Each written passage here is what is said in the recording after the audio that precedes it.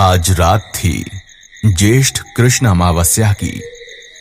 उस इलाके के लोगों के लिए अमावस्या की रात सबसे डरावनी रात होती थी। इस रात कोई भी किसी भी हालत में घर से बाहर नहीं निकलना चाहता था। वहीं के एक गांव बलमा टोला, जो कि जंगल के आसपास ही था, रुद्र अपनी शादी के लिए अपनी पुश्तैनी हवेली में आया हुआ था। रात के 10 बज रहे थे और हवेली के बाहर बने गार्डन में रुद्र बैठा हुआ था। उसकी शादी में शामिल होने आए उसके कॉलेज के कुछ दोस्त भी थे, समीर, अर्जुन और अनन्या। वो सब साथ में बैठकर बातें कर रहे थे। समीर ने रुद्र से कहा, यार रुद्र, देख, बुरा मत मानना, लेकिन आज की रात तुम्हारी हवेली शादी का सेट कम और हॉरर फिल्म का सेट ज्यादा लग रही है।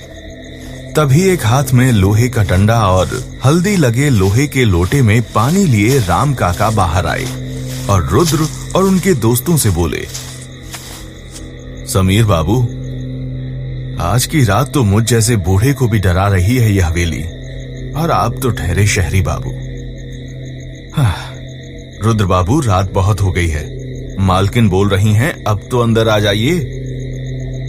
रुद्र ने काका की तरफ देखते हुए कहा, अरे काका, अभी 10 ही तो बजे हैं, थोड़ी देर में आते हैं, माँ को बोल दीजिए आप। रुद्र की बात सुनते ही काका ने लोटे का पानी रुद्र और उसके दोस्तों के चारों ओर मंत्र पढ़ते हुए डाल दिया। मंत्र क्रिया करने के बाद काका ने कहा, अब आप में से कोई भी इस घेरे के बाहर मेरे साथ ही जाएगा, ठीक है? ये कहकर राम काका आसमान की तरफ देखने लगे। राम काका को ऐसे आसमान की तरफ देखते हुए समीर ने रुद्र से पूछा, यार, ये राम काका मूर्ति की तरह आसमान की तरफ क्या देख रहे हैं? रुद्र ने राम काका से पूछा, क्या हुआ काका, आसमान की तरफ किस अप्सरा को ताड़ रहे हैं आप? उसी तरह आसमान की तरफ देखते हुए राम काका ने कहा, अप्सरा नहीं, चुड़ैल, जो आज की रात सबसे ज्यादा ताकतवर हो जाती है। रुद्र ने मुस्कुराते हुए कहा, आप भी चाची जैसी बातें कर रहे हैं। ऐसा कुछ भी नहीं होता है। राम ने लोहे के डंडे पर पकड़ मजबूत करते हुए जवाब दिया, हाँ जरूर, ऐसा कुछ नहीं होता अगर इसी अमावस की रात 18 साल पहले उस औरत को जलाया नहीं जाता। अर्जुन ने हैरानी से पूछा, हाँ काका, मैंने भी सुना है कि यहाँ किसी औरत को जलाया गया था, मुझे लगा कि ये सिर्फ अफवाह है। राम काका ने भी आसमान की तरफ ही देखते हुए कहा, अफवाह नहीं, सच है। और आज अमावस की रात और ऊपर से आसमान में एक भी तारे नहीं दिखाई दे रहे हैं। ये संकेत है कि उस औरत का साया जरूर आज बाहर आएगा। अर्जुन को इस कहानी में बड़ा इंटरेस्ट आ रहा था। उसने आगे पूछा, तो काका, मौसम भी हसीन है, एक काम करो, आज आप उस औरत की कहानी सुनाओ। क्यों दोस्तों, मजा आएगा ना? क्या कहते हो?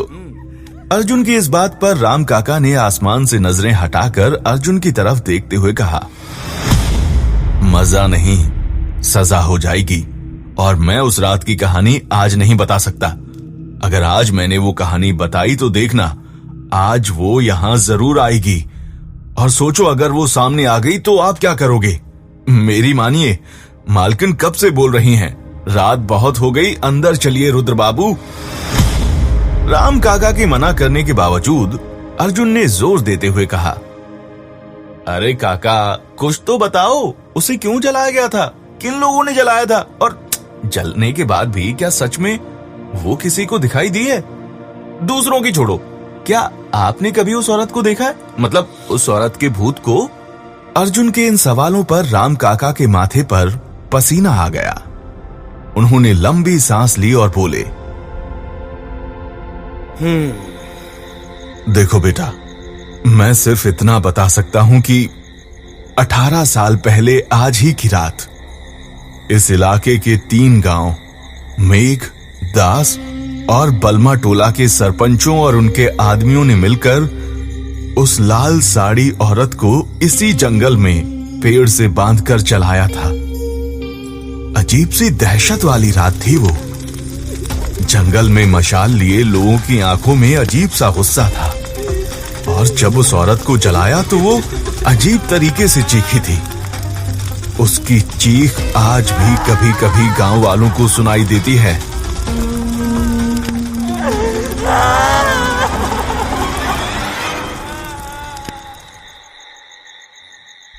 राम काका की बात सुनकर अर्जुन ने तुरंत कहा, इसका मतलब यह हुआ काका कि 18 साल पहले आप भी वहां जरूर रहे होंगे, है ना? अर्जुन की इस बात पर बिना कोई जवाब दिए काका फिर से आसमान की तरफ देखने लगे। और इतने में अनन्या ने अर्जुन से कहा, यार मुझे तो ये बड़ी ही इंटरेस्टिंग हॉरर स्टोरी लग रही है, मैं पानी की बोतल लेकर आती हूं। हाँ, ये कहते हुए अनन्या उठी और घर के अंदर चली गई। राम काका ने आसमान की तरफ देखते हुए ही कहा, आपको पता है रुद्र बाबू, मेघ गांव में एक बिरजू नाम का आदमी रहता था। कहते हैं वो हमेशा रात को अपने खेतों की रखवाली करता था, लेकिन ऐसी ही अमावस की रात की सुबह उसके खेत में उसकी जली हुई लाश मिली और साथ में पूरा खेत भी जल चुका था।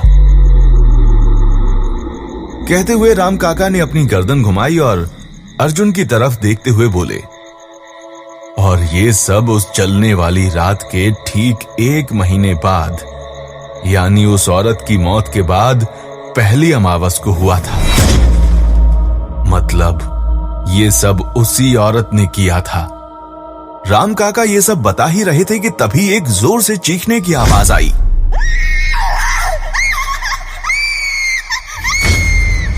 रुद्र और अर्जुन चौंक गए और समीर का चेहरा तो डर में सफेद पड़ गया।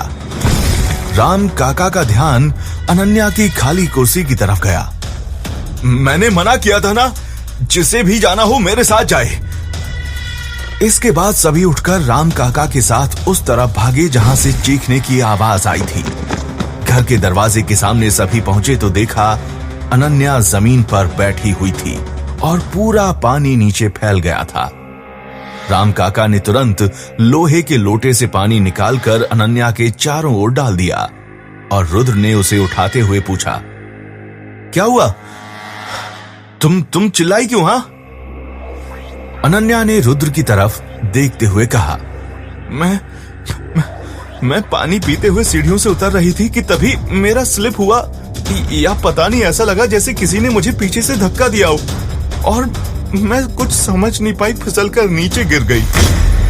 रुद्र ने हंसते हुए कहा, और सुनो हॉरर स्टोरीज। घर के सभी लोग वहीं पर आ गए। रुद्र की मां लता ने रुद्र से कहा, चलो बच्चों, अब बस बहुत हो गया। हाँ, रात काफी ज्यादा हो गई है, तुम सब सो जाओ अंदर चलकर। काका, आप गार्डन से सामान अंदर रखवा दीजिए। रुद्र की मां के जाने के बाद रुद्र और उसकी दोस्त अनन्या अपने अपने रूम में चले गए।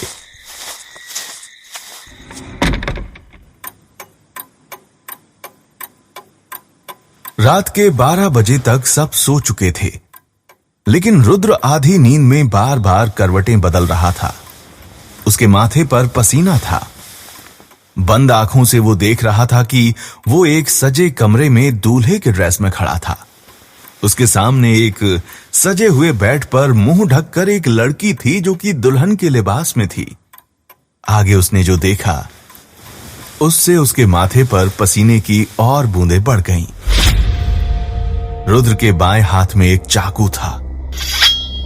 तभी उसे पायल की छन छन सुनाई देने लगी और किसी औरत की फुसफुसाती हुई आवाज उससे कह रही थी, मार दे उसे, मार दे उसे। रुद्र को लग रहा था जैसे कोई उसके चाकू वाले हाथ को पकड़कर उसे उस दुल्हन की तरफ खींच रहा था। ये क्या हो रहा था? उसने अपने दाएं हाथ से चाकू वाले हाथ को मजबूती से पकड़ लिया और जोर से चीखा, नहीं!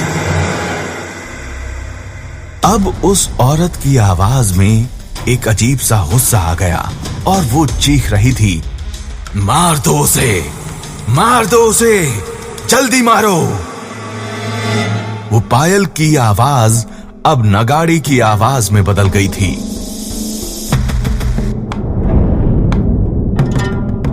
रुद्र नींद में छटपटाने लगा और उसने पूरा जोर लगाकर अपनी आंखें खोली तो उसे महसूस हुआ कि वो पूरी तरह से पसीने में भीग गया था।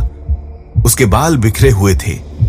तभी फिर से धम धम धम की आवाज हुई और उसे एहसास हुआ कि कोई उसकी हवेली का दरवाजा पीट रहा था।